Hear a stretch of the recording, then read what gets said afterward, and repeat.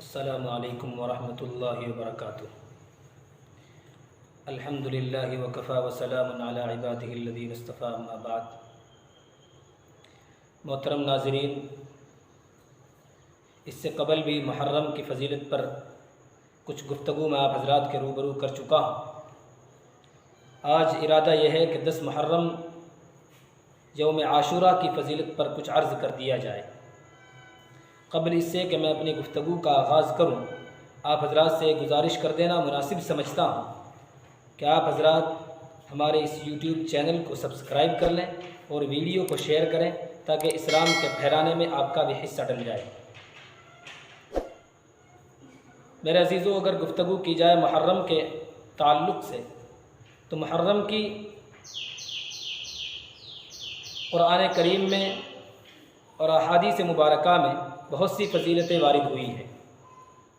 جیسا کہ اس سے قبل بھی میں نے آپ کو بتایا تھا کہ قرآن کریم کے اندر 4 مہینوں کو محترم اور معظم بتایا گیا ہے، جن کے اندر کچھ وہ کام بھی جو اور دوسرے مہینوں میں جائز ہیں وہ کام بھی ناجائز قرار دیے گئے ہیں۔ مثلا جیسے جنگ و جدال کرنا اور جو ہے کفار سے لڑنا جھگڑنا،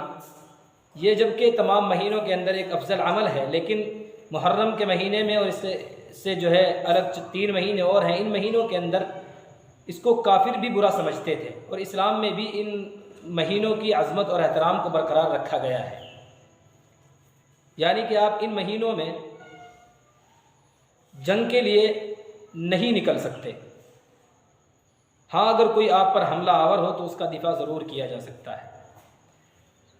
یہ بہت ساری فضیلتیں، اور ایک فضیلت محرم الحرام کی یہ بھی حدیث میں وارد ہوئی ہے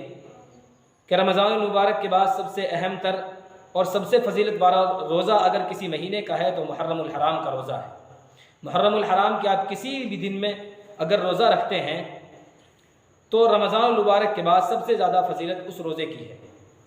ایک حدیث میں یوں بھی وارد ہوا ہے کہ محرم کے 1 دن کا روزہ رکھنا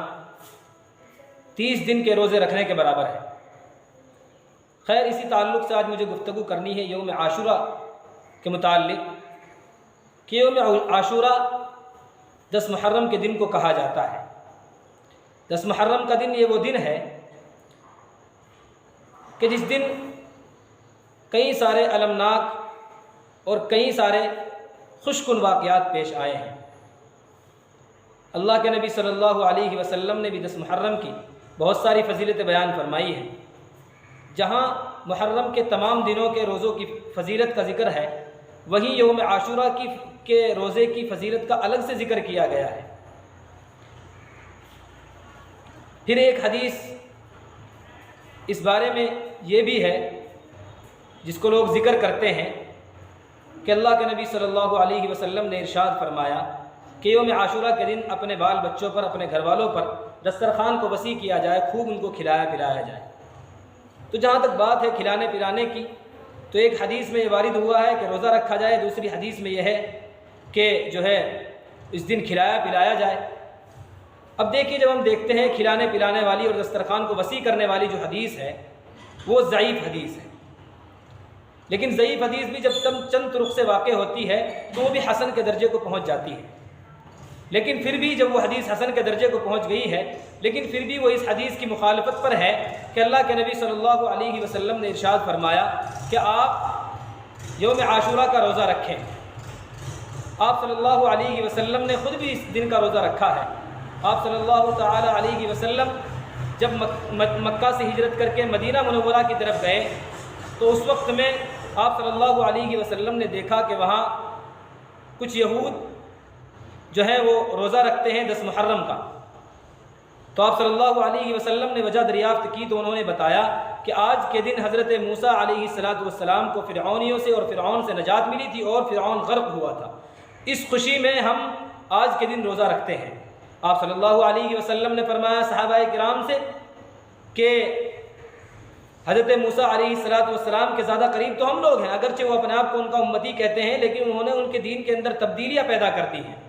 ان کے دین کو وہ فالو جس نہج پر کرنا چاہیے اس نہج سے نہیں کرتے ہیں، بلکہ ان کے زیادہ قریب تو ہم لوگ ہیں۔ تو آپ صلی اللہ علیہ وسلم نے ارشاد فرمایا کہ ہم بھی 10 محرم کا روزہ رکھیں گے۔ لیکن آپ صلی اللہ علیہ وسلم نے ساتھ ہی ساتھ یہ بھی ارشاد فرمایا کہ ہم صرف 10 محرم کا روزہ نہیں رکھیں گے، بلکہ 10 کے ساتھ یا تو 9 محرم کا بھی روزہ رکھیں گے یا پھر 11 محرم کا روزہ رکھیں گے، تاکہ یہود کی مخالفت لازم آئے اور یہود کے ساتھ ہماری مشابہت نہ ہو۔ ایسی صورت میں آپ دیکھیں کہ جب آپ صلی اللہ علیہ وسلم نے روزے جیسی اہم عبادت میں بھی یہود اور غیروں کے ساتھ جو ہے وہ مشابہت کو پسند نہیں فرمایا، تو آج ہمارے ان مسلمان بھائیوں کا کیا ہوگا، ان دوستوں کا ہمارے کیا ہوگا جو اپنی دنیاوی زندگی کے اندر ان کے ساتھ مشابہت اختیار کرتے ہیں، جو اپنے بالوں کو، اپنے ہیئر اسٹائل کو اسی انداز پر بنواتے ہیں، اپنی فرینچ کٹ داڑھی اسی انداز پر بنواتے ہیں جو یہودیوں اور نصرانیوں کی ایجاد کردہ ہے۔ میرے عزیزو، ان چیزوں پر ہمیں دھیان دینے کی اور توجہ رکھنے کی ضرورت ہے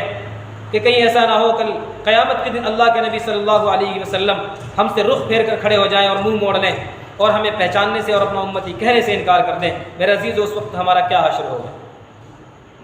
10 محرم کی جہاں دوسری فضیلتیں ہیں، وہیں 10 محرم کی یہ فضیلت بھی بیان کی جاتی ہے کہ اس کے اندر سیدنا حسین رضی اللہ تعالی عنہ کی شہادت ہوئی ہے۔ میرے عزیزو، یاد رکھو حضرت حسین رضی اللہ عنہ کا واقعہ یہ ایک المناک واقعہ ہے اسلامی تاریخ کا، لیکن اس کی وجہ سے محرم الحرام اور 10 محرم کی فضیلت نہیں ہے، بلکہ 10 محرم کی جو فضیلت ہے وہ پہلے سے چلی آ رہی ہے، قرآن کریم کے اندر اس کا ذکر ہے، بلکہ 10 محرم کی جو فضیلت ہے وہ پہلے سے چلی آ رہی ہے، قرآن کریم کے اندر اس کا ذکر ہے، حدیث پاک کے اندر اس کا ذکر ہے، اور پھر آپ صلی اللہ علیہ وسلم سے قبل حضرت موسیٰ علیہ السلام کو اللہ رب العزت نے فرعونیوں سے اسی مہینے کے اندر نجات دی ہے۔ ہاں، یہ بات ضرور ہے کہ محرم الحرام میں حضرت حسین رضی اللہ عنہ کے شہادت پانے کی وجہ سے حضرت حسین کی ایک اہم فضیلت ہے۔ حضرت حسین کے لیے اللہ رب الجلال نے ایک محترم اور معظم مہینہ چنا ہے کہ جس کے اندر ان کی شہادت ہوئی ہے۔ اللہ تبارک و تعالی ہمیں اس مہینے کی اور خاص طور سے یوم عاشوراء کی قدردانی کی توفیق نصیب فرمائے اور اس دن روزہ رکھنے کی توفیق نصیب فرمائے۔ وآخر دعوانا ان الحمد للہ رب العالمین۔